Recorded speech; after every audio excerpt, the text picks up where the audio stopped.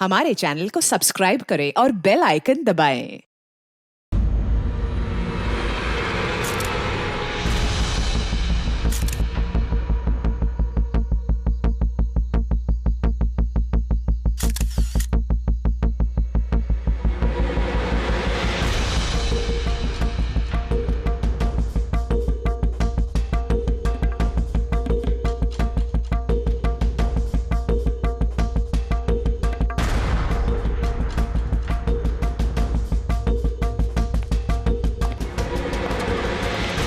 आप लोगों को कुछ मिला था? नहीं सर, ऐसे तो नॉर्मली पता चल जाता है कि आग कैसे लगी, पर यहाँ पर तो कुछ पता ही नहीं चल रहा है कि आग लगी कैसे। अच्छा, ठीक है, देखो एम्बुलेंस कहाँ तक पहुंची। जी सर।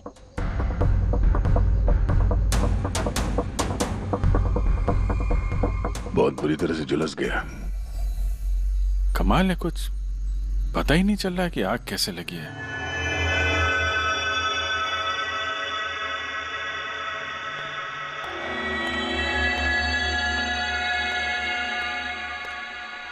कैसे हुआ ये सब? सब कुछ तो बिल्कुल ठीक था, पता नहीं ये आग कहाँ से लग गई। इतने सारे लोगों की बद्दुआएं तो लगेंगी ना।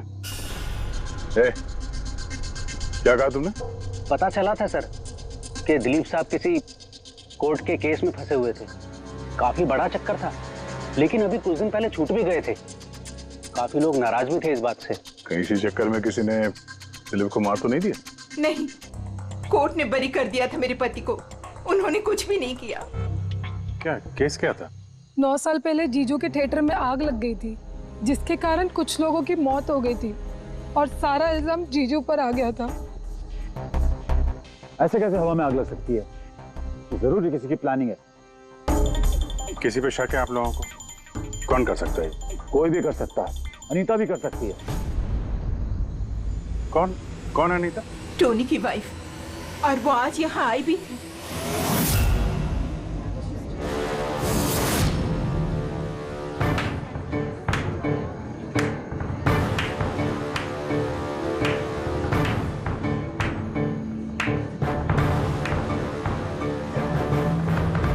अनीता, दूसरों का घर बर्बाद करके अपने परिवार के साथ खुशियां मनाई जा रही है। वेरी गुड, वेरी गुड, वाह। लेकिन एक बात याद रखना, उन लोगों की तरह तुम भी तड़प तड़प के मरोगे। सिक्योरिटी! ए चुप! आवाज नीचे। निकालो उसको बाहर, निकालो! आउट! लगता है तुम दोनों अपने अंजाम से वाकिफ नहीं। तुम्हारा बुरा समय अब शुरू हो गया है, याद रखना। तूने जो किया है ना मेरे टोनी के साथ, याद रखना, इसके बाद तू नहीं बचेगा। सुना तूने? ले जा इसको। तू नहीं बचेगा, नर्क में चलेगा तू। अरे देख क्या रहा है, ले जा इसे। नर्क में चलेगा तू, तड़प तड़प के चलेगा, याद रखना। अरे जा।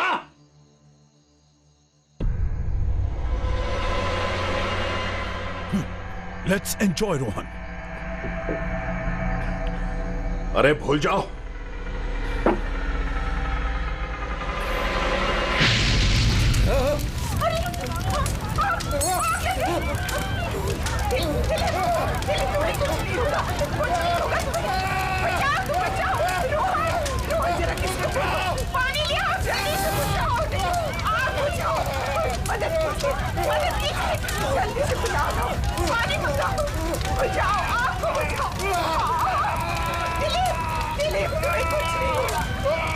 दिलीप और रोहन जिस केस में फंसे थे, उसी केस में कोर्ट ने टोनी को सजा दी थी। अच्छा, किस किस को पता था कि आप लोग यहाँ रेस्टोरेंट में आने वाले हैं? पता नहीं सर। अच्छा, दिलीप जी के आने से पहले इस चेयर के आसपास किसी को देखा था क्या? किसी अनजान आदमी को? नहीं सर, किसी को नहीं देखा सर। ये टेबल किसने रिजर्व किया था? दिलीप जी का फोन आया था, कह रहे थे कि हमारे लिए टेबल रिजर्व रखो। हमेशा यहीं बैठते थे, इसी टेबल इसी चेयर पर, रेगुलर कस्टमर थे हमारे। किसी को पहले से पता था कि दिलीप यहाँ इसी टेबल पे बैठेगा? सर कुर्सी के पास तो ऐसी कोई चीज नहीं है जिससे आग लग सकती हो।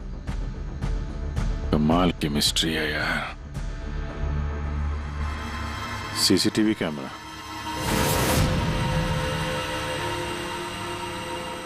इसकी फुटेज से पता चलेगा क्या हुआ था यहाँ पे। ओह माय गॉड, ये सब कैसे हो गया? कौन कर सकता है ये सब? उसी ने जिसने दिलीप का खून किया, सबूत मिटाने के लिए। तो ऐसे कैसे कोई मॉनिटर रूम में घुसा है? सिक्योरिटी कहाँ है तुम्हारी? सर इस रूम में सिक्योरिटी की जरूरत ही नहीं है, इससे पहले कभी ऐसा हुआ ही नहीं है। सर मुझे नहीं लगता उसके पास टाइम होगा सीसीटीवी फुटेज डिलीट करने का। सर उसने बस तोड़फोड़ कर दी है। अगर हम किसी एक्सपर्ट को बुलाते हैं सर तो वो शायद हार्ड डिस्क से रिकवर कर पाए।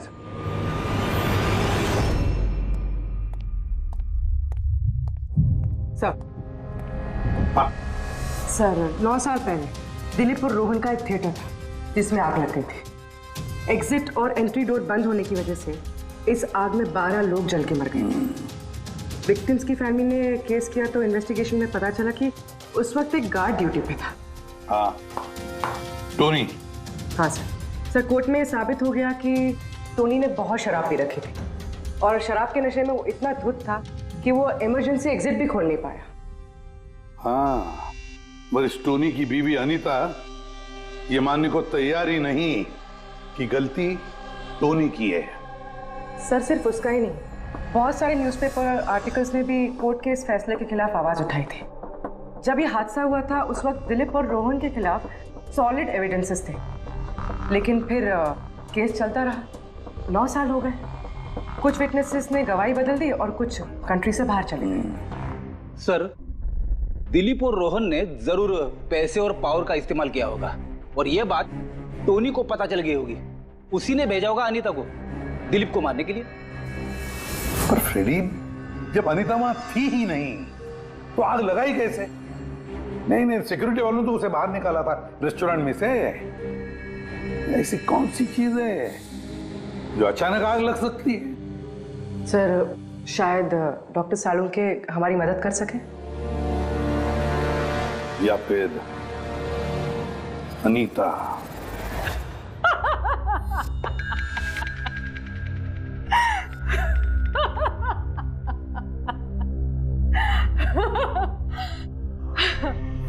किस बात पे इतना हैरान है? मेरी हंसी पे?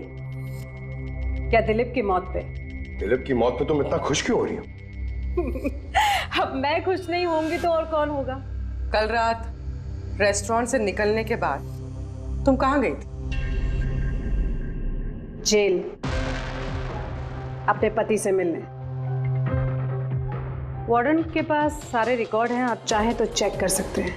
वो तो हम करेंगे, और ये भी कि आखिर तुमने वो आग लगाई कैसे? कोई काला जादू किया तुमने? दिलीप को अचानक आग कैसे लग गई? काला जादू आता तो जरूर करती, पर मैं बहुत खुश हूं। ये दिलीप भी उसी तरह तड़प तड़प के मरा है जिस तरह 9 साल पहले वो बेकसूर लोग मरे थे, जिसकी सजा मेरा पति टोनी भुगत रहा है। तुम ये कैसे कह सकती हो कि टोनी की गलती नहीं थी? तुम तो वहां थी नहीं। मैं वहां नहीं थी, लेकिन टोनी यहाँ था। उस दिन उसकी तबीयत खराब थी।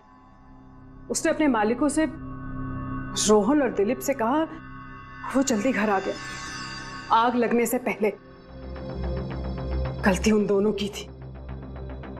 अरे पुराना दरवाजा ठीक ही नहीं करवाया, जिसके कारण वहां आग में वो लोग झुलस के रह गए। मेरे पति की गलती नहीं थी, उन दोनों की थी। तो बहुत गुस्सा आया होगा ना तुम्हें? दोनों को मारने का भी मन किया होगा? 12 लोग मरे हैं वहां। मुझसे कहीं ज्यादा गुस्सा उन लोगों के परिवार वालों को आया होगा, पर वो बहुत खुश होंगे अब दिलीप की मौत की खबर सुनके। बहुत खुश होंगे। वो लोग और भी खुश हो जाएंगे जब रोहन चल के मरेगा।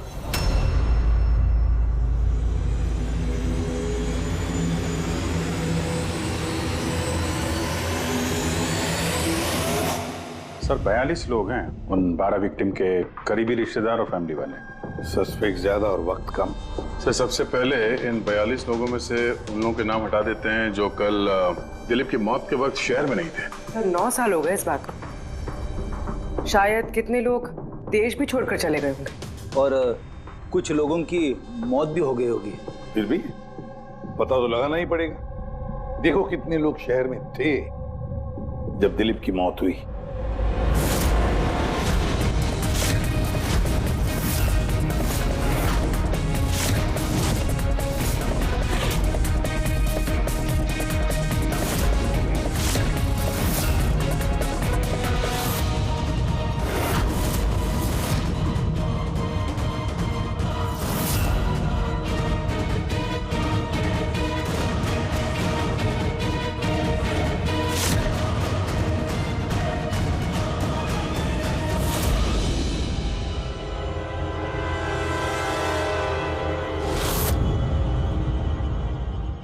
हाँ पंकज, कितने बजे?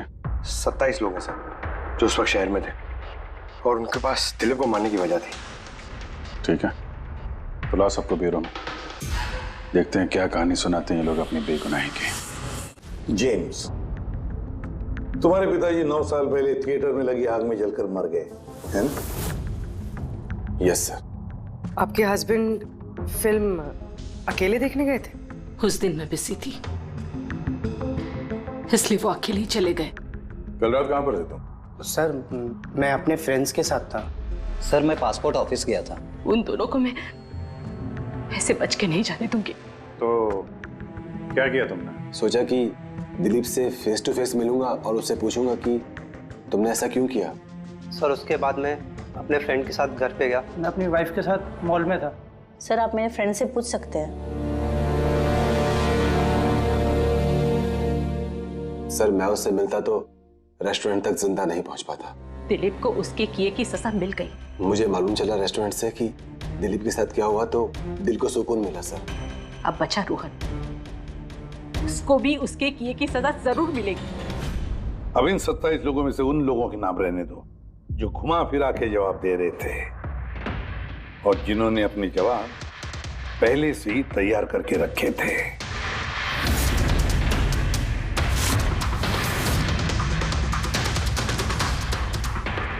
सर अब 15 बजे।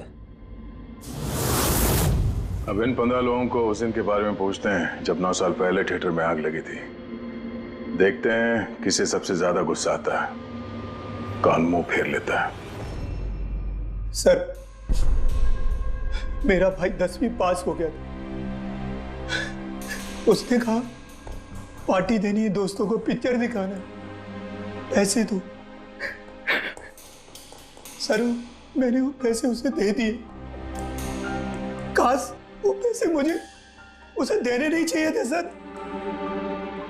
जिसने भी ये किया बहुत अच्छा किया। आज मैं खुश हूं,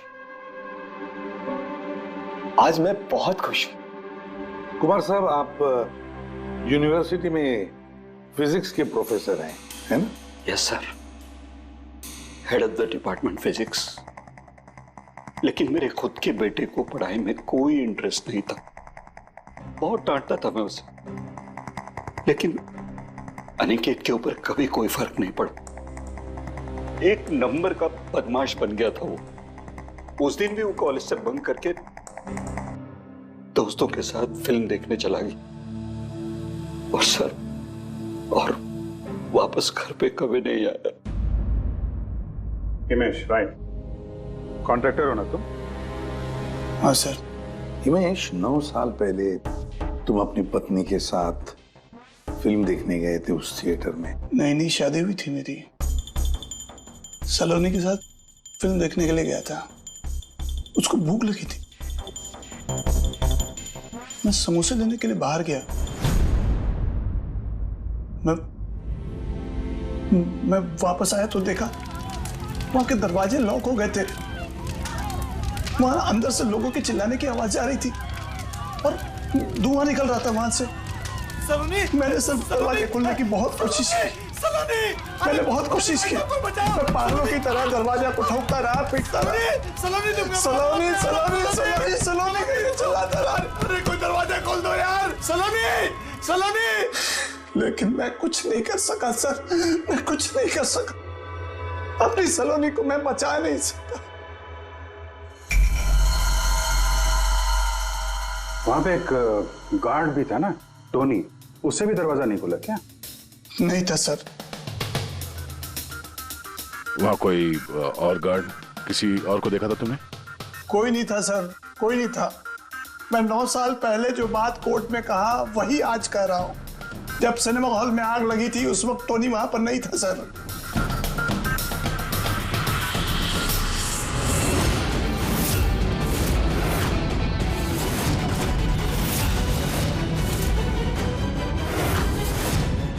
सर ये हैं हमारे फाइनल 15 सस्पेक्ट जो दिलीप को मार सकते हैं। सो कॉप्स कह रहे थे कि फायरमैन को भी पता नहीं चला कि आग का एग्जैक्टली सोर्स क्या था। उन लोगों को तो जनरली ढूंढ कर पता चल जाता है कि वहां पर ऐसी कौन सी चीज थी जो तुरंत आग पकड़ती है, लेकिन उन्हें पता नहीं चला। उन्हें इसलिए पता नहीं चला क्योंकि उस चीज की न तो कोई खुशबू थी न कोई रंग था। एग्जैक्टली सर, मतलब अगर लिक्विड होता ना तो इस दिलीप को पता चलता जब वो चेयर पे बैठता, उसे फील होता। और अगर पाउडर होता तो हमें टेस्टिंग में पता चल जाता। इसका मतलब ये तो गैस, जिसका मतलब ये गैस है। गैस? तो इसीलिए उस फायरमैन को पता नहीं चला कि किस चीज से आग लगी है। इनफ्लेमेबल गैस बॉस, जिसे सिर्फ एक स्पार्क की जरूरत होती है आग पकड़ने के लिए। अच्छा, मुझे एक बात समझ में नहीं आ रही है। दिलीप इस कुर्सी पर बैठा था तो गैस कुर्सी पर आई कहां से? कुर्सी से ही। क्या? कुर्सी से? वो ऐसे बॉस, जिस चेयर पे ये दिलीप बैठा था उसके नीचे की तरफ किसी ने ज्वलनशील गैस का स्प्रे किया हुआ था। मरते वक्त दिलीप के कांटेक्ट में 2 चीजें थी। एक तो ये चेयर जिस पे वो बैठा था और एक वाइन का ग्लास जो उसने हाथ में पकड़ा हुआ था। हमने ये दोनों चीजें चेक की तो इस चेयर के ऊपर से हमें इनफ्लेमेबल गैस के कुछ ट्रेसेस मिले।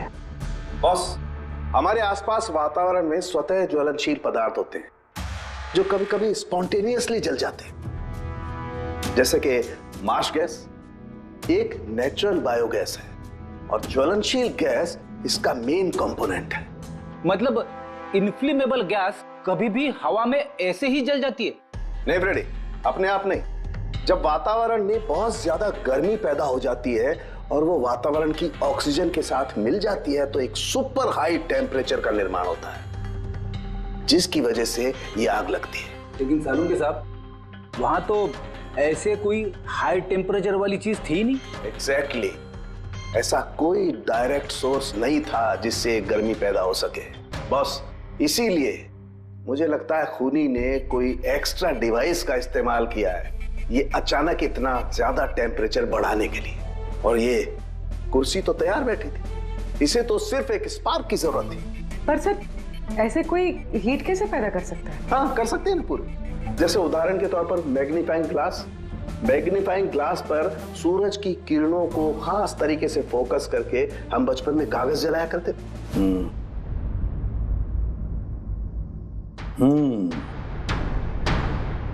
लगता है इस रेस्टोरेंट में फिर से जाना पड़ेगा, पता लगाना पड़ेगा किस चीज से आग लगी।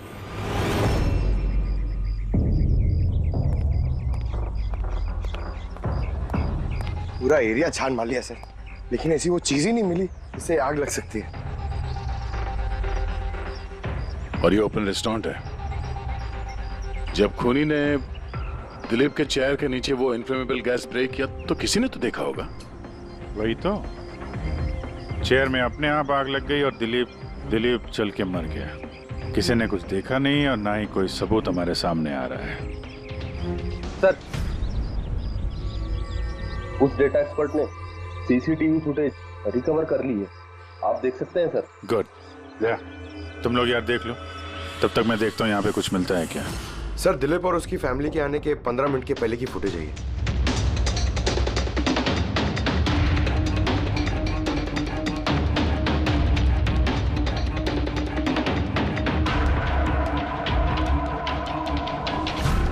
ये कुर्सी चेंज कर रहा है। इसका कोई दूसरा एंगल है क्या? इसी टाइम का चेक कर। एक मिनट सर।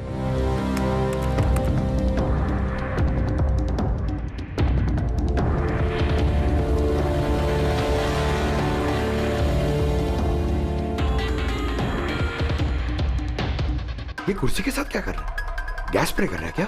हाँ, तो उसने अपने चेयर पे गैस स्प्रे किया और उसने अपनी कुर्सी को उस कुर्सी से बदल दी जिस पे दिलीप बैठने वाला था।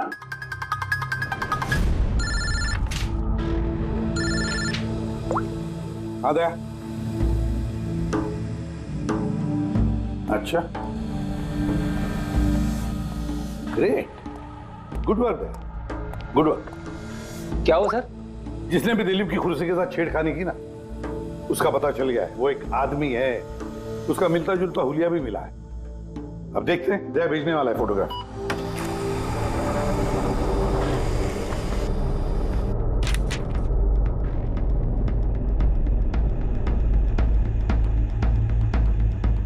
खूनी इन बचे लोगों में से ही कोई एक है,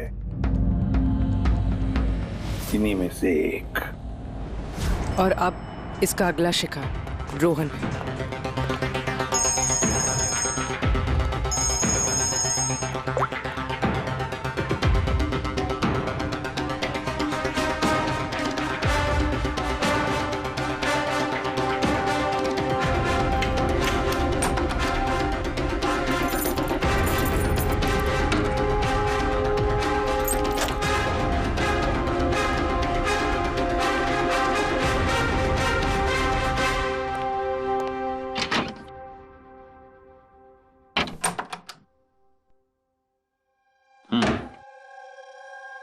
मुझे लगता है कोई मेरी और दिलीप की रिहाई से खुश नहीं है। मेरी जान को खतरा है यहाँ पर। I will talk to you later, bye. Sir, everything is okay. All right, तुम यहीं पर रहना और किसी को भी अंदर मत आने देना। Be alert, okay? Okay sir.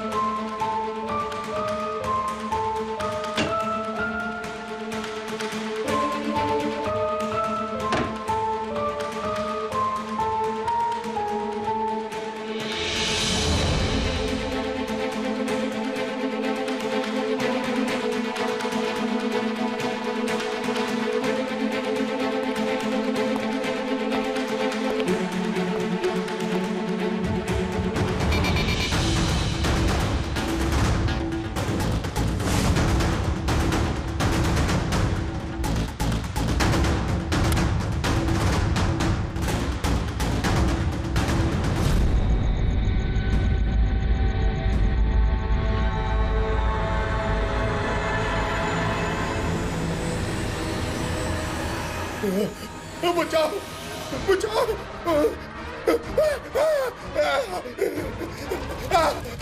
बचाओ, पानी, पानी, बचाओ, बचाओ, कोई है? कौन सा?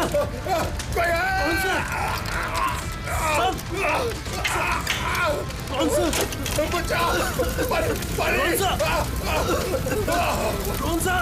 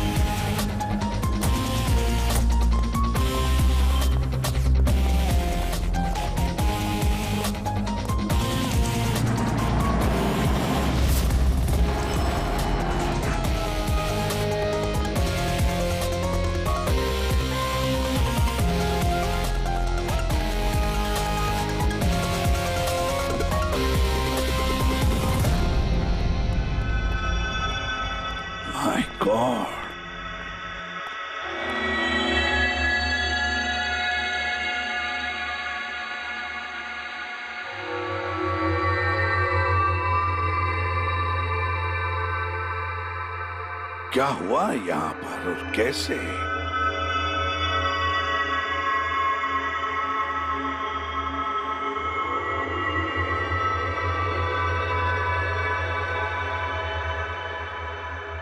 यहाँ पर भी और किसी किस्म की कोई स्मेल नहीं, सिवाय इस जली हुई लाश की बदबू के।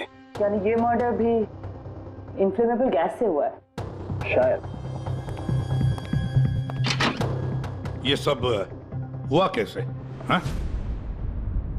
सर मैं रोहन सर का बॉडीगार्ड हूं सर। अच्छा, तो फिर ये आप लोग कहाँ थे जब ये सब हुआ?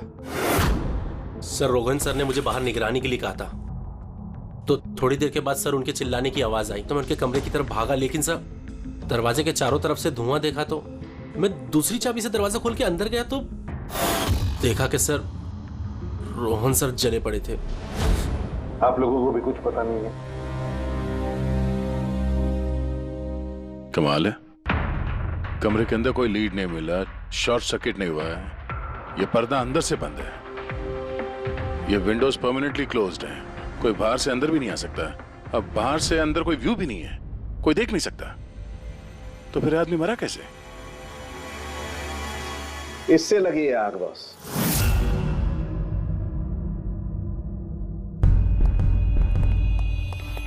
ये इस चीज से? ये है क्या सर? फिलामेंट है। फिलामेंट? इलेक्ट्रिक बल्ब के अंदर का फिलामेंट। और जब इस फिलामेंट में इलेक्ट्रिक करंट पास होता है तो ये गर्म होकर के लाल हो जाता है। बॉस, खूनी ने भी इसी टेक्निक का इस्तेमाल किया है उस ज्वलनशील गैस को जलाने के लिए। पर वहां रेस्टोरेंट में जहां पर दिलीप की मौत हुई थी, वहां पर तो हमें ऐसा कोई फिलामेंट वगैरह नहीं मिला। बॉस, इतनी छोटी सी चीज है, वो खुली जगह है, उड़ गई होगी शायद कहीं, लेकिन यहाँ तो पूरा कमरा बंद है, इसीलिए पलंग के नीचे मिल गया मुझे। लेकिन सर, फिलामेंट से करंट पास होने के लिए वायर्स का कोई ना कोई कनेक्शन तो होना चाहिए ना बेड तक। होगा, यही कहीं होगा जरूर। तो पूरा बेड चेक कर लिया हमने, कमरा चेक कर लिया, ऐसा तो यहाँ पे कुछ भी नहीं मिला सर। दया, वो दरवाजा कैसा? मैनेजर। Yes sir. वो दरवाजा कहाँ खुलता है? सर दूसरा रूम है जो इस रूम से कनेक्टेड है सर। अब वैसे ये रूम सील्ड रहता है, इसे कोई खोलता नहीं सर। खोलो दरवाजा। Yes sir. आइए सर।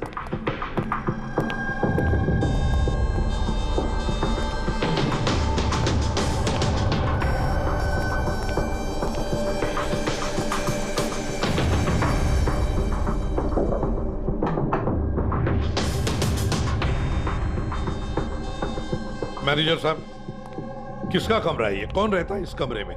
गेस्ट है कोई सर, डिटेल्स चेक करनी पड़ेगी। मंगाओ। Okay sir.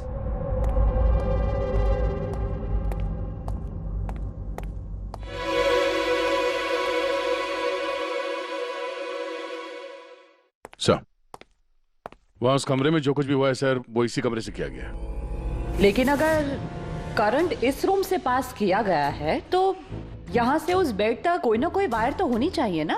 और अगर वायर अगर होती तो बॉस रोहन को दिखाई भी देनी चाहिए। हाँ, शायद उसके बॉडीगार्ड ने भी देखा हो। बुलाओ उसके बॉडीगार्ड को। आप आओ यहाँ।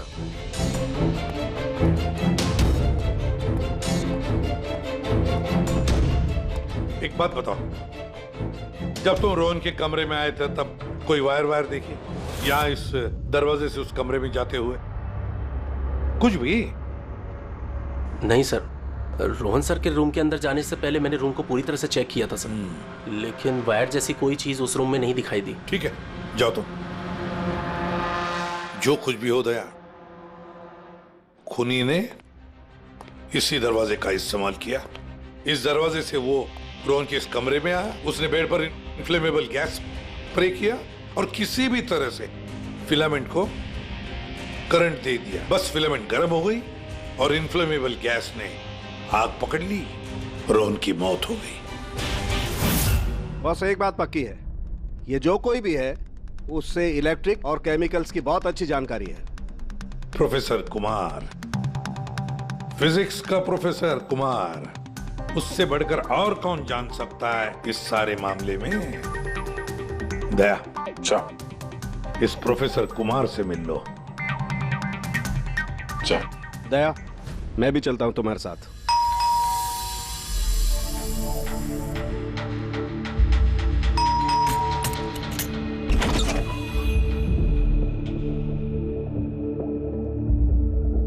प्रोफेसर कुमार है घर पे? हाँ है, लेकिन आप लोग? सीआईडी।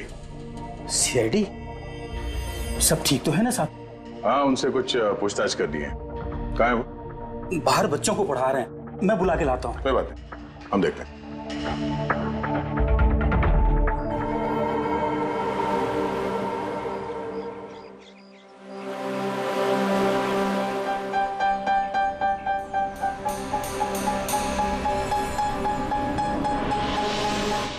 मिस्टर कुमार, हमें आपसे कुछ पूछताछ करनी है। पूछिए, क्या पूछना है? इसे पहचानते हैं आप? ये तो फिलामेंट है। गुड, सही पहचाना आपने। आपको पता ही है फिलामेंट हमें कहां से मिला? ये तो आप ही को पता होगा कहां से मिला आपको। रोहन के पेड़ के नीचे से। कल रात उसी पेड़ पे रोहन जल के मर गया। व्हाट? रोहन की भी डेथ हो गई? कल रात आप कहां पर थे? रात 9 से लेकर सुबह 3 बजे तक। आप मुझ पर शक कर रहे हैं? ये हमारे सवाल का जवाब नहीं हुआ मिस्टर कुमार। कल मैं पूरा दिन और पूरी रात घर पे ही था। कोई गवाह? जी हाँ, मेरा नौकर रामू और Vikas. Please come here.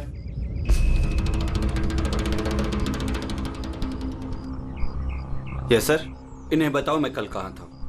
Sir हमारे एक्स्ट्रा क्लासेस ले रहे थे यहीं पे सर। कितने बजे से कितने बजे तक? सर शाम के 6 बजे से सुबह के 5:30 बजे तक। सर हमारे एग्जाम आने वाले हैं ना, तो हमने इस सर को रिक्वेस्ट किया था एक्स्ट्रा क्लासेस लेने के लिए। ठीक है सर, तुम जाओ बेटा। सर मेरे 5 स्टूडेंट्स और भी हैं जो कल सुबह 9 बजे से लेकर 5:30 बजे तक हमारे साथ थे। कहें तो उनको बुला लूं? ठीक है। अब मैं जा सकता हूं सर, बच्चों को पढ़ाना है। Please please. Thank you.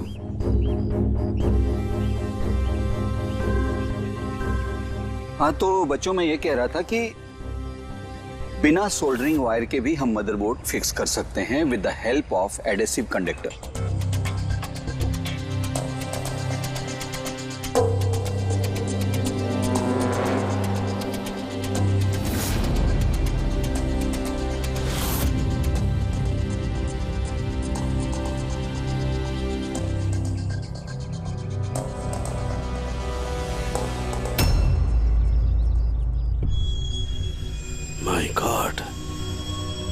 My God यार, ये क्या बात? क्या? अरे यार, ये गलती मुझसे कैसे हो गई? क्या? गॉड, बूढ़ा हो गया हूं मैं, बूढ़ा हो गया हूं मैं। दया, एक काम करो। 1 घंटे बाद फॉरेंसिक लैब में मिलो, कुछ बताऊंगा। 1 घंटे बाद। अरे वो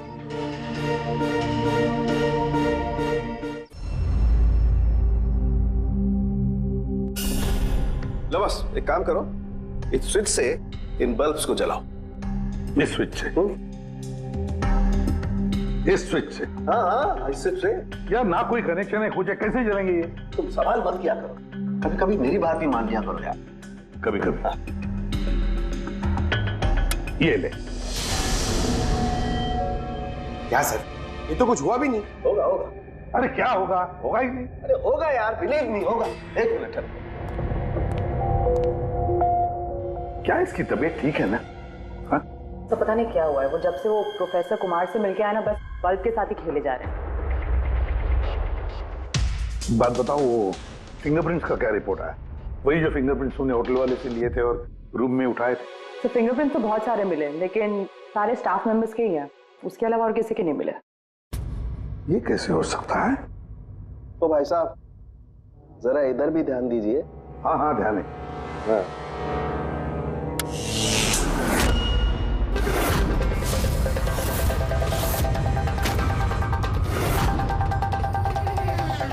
अरे सर, ये बल्ब जलने कैसे लगे? क्या बात है सालू के साहब, बिना वायर के सारे बल्ब जला दिए। लेकिन सलोंकी साहब, ये सब आपने किया कैसे? ठीक वैसे ही हुआ ये फ्रेडी, जैसे कि खूनी ने किया था उस दिलीप की कुर्सी पे और रोहन के बेड पे।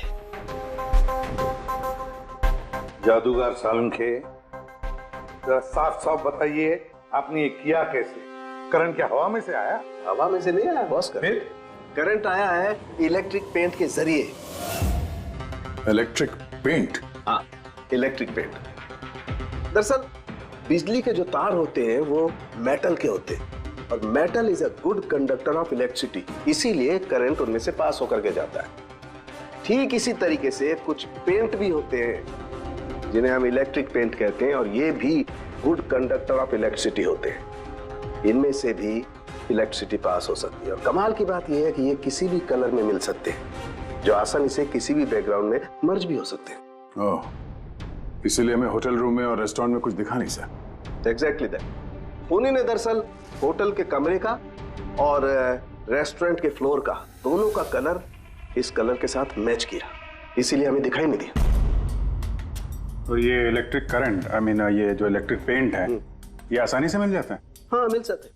दरअसल इलेक्ट्रिक सोल्डरिंग और रिपेयरिंग के काम में आते हैं और इनकी सबसे बड़ी खासियत ये है कि ये आमतौर पर नंगी आंखों से दिखाई नहीं देते, सिर्फ इंफ्रारेड लाइट में ही ये दिखाई देते हैं। मैं दिखाता हूं।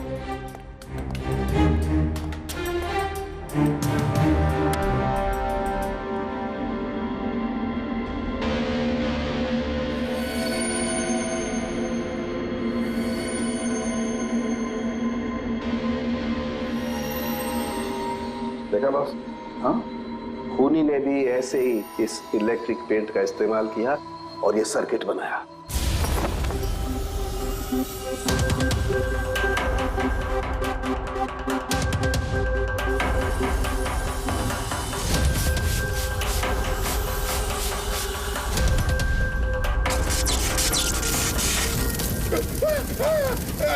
बचाओ!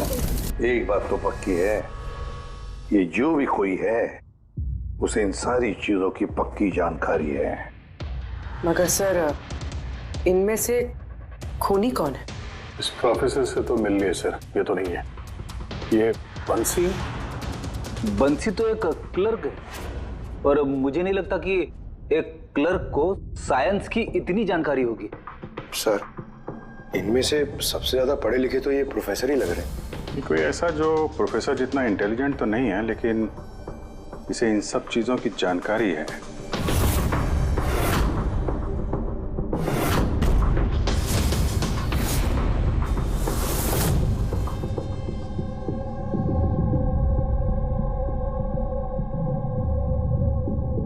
वो ये है अभिजीत, ये है वो।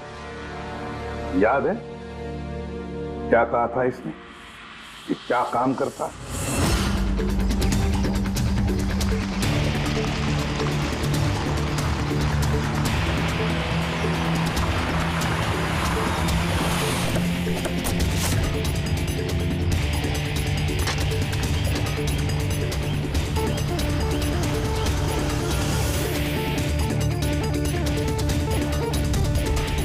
चले ससुराल।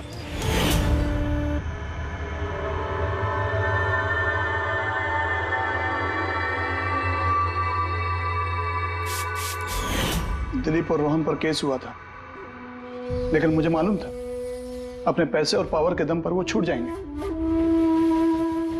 लेकिन उनके पास पैसा था तो मेरे पास दिमाग। कई महीनों तक उनका पीछा किया, वो कहां जाते हैं, क्या करते हैं, किससे मिलते हैं, सब कुछ। आखिर मैंने दोनों को मारने की तरकीब ढूंढ ही निकाली, इलेक्ट्रिक पेंट्स और सर्किट्स के जरिए। ये दोनों के बारे में मुझे अच्छी खासी जानकारी थी। बस दे दी दोनों को सजा, दोनों को मार दिया जिंदा जलाकर, जैसे उन्होंने मेरी सलोनी को मारा था। उमेश, तुम्हारी पत्नी के साथ जो कुछ भी हुआ उसका हम सबको अफसोस है, लेकिन दिलीप और रोहन को मारकर तुम्हें क्या मिला? क्या तुम्हारी पत्नी वापस आ गई? बदले की आग में तुमने 2 लोगों की जानें ली।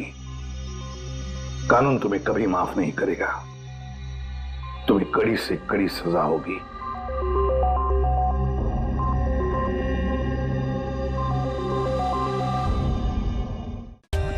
For more updates, subscribe to our channel, click the show links and enjoy watching the videos.